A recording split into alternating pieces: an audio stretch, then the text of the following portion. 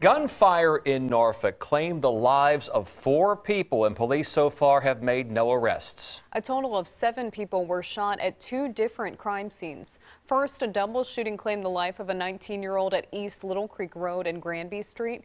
Then about an hour and a half later, 5 people were shot on Fenner Street. 3 men died there. And police believe these shootings are not connected.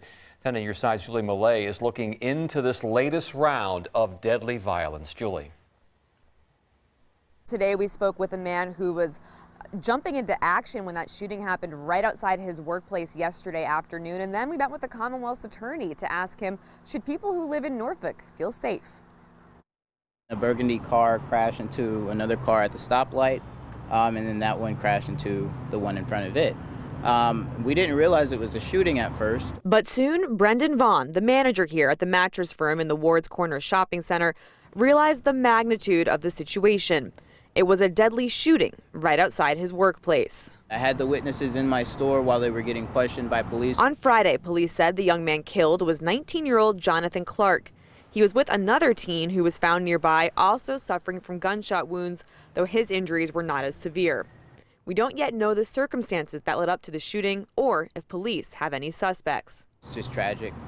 Tragic that it has to happen in broad daylight like that. Then nearby, and less than 2 hours later, a separate shooting killed 3 people and hurt 2 others.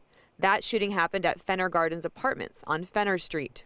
The police department is doing their absolute level best. They are down officers. The work that I've seen them do is they are really working hard. They are doing everything that they can possibly do.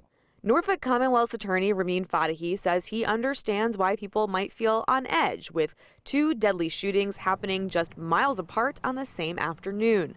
But he says there is something people can do to make Norfolk a safer place. Offer up the information to the police and the help to us as prosecutors to be able to hold people accountable.